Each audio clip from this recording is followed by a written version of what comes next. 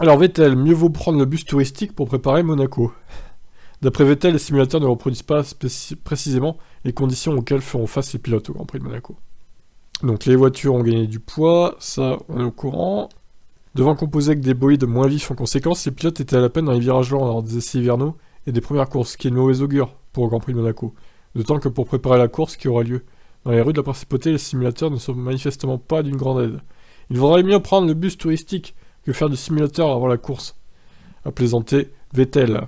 Avant d'ajouter, la voiture est bien plus lourde. C'est juste plus d'inertie, plus de poids, par conséquent le pilotage doit être adapté.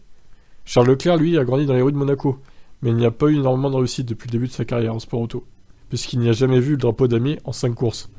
Ça c'est quand même dingue, hein. En 5 courses à Monaco, F2 et F1 compris, il n'y a jamais eu le drapeau damier, quoi.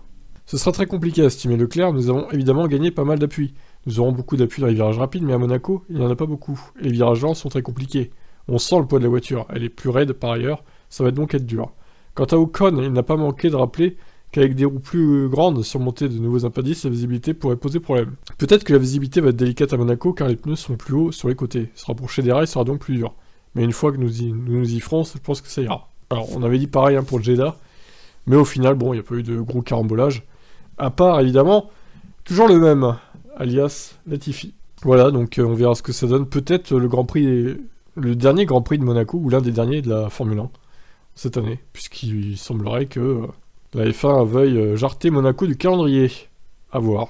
Je vous laisse réagir, ciao.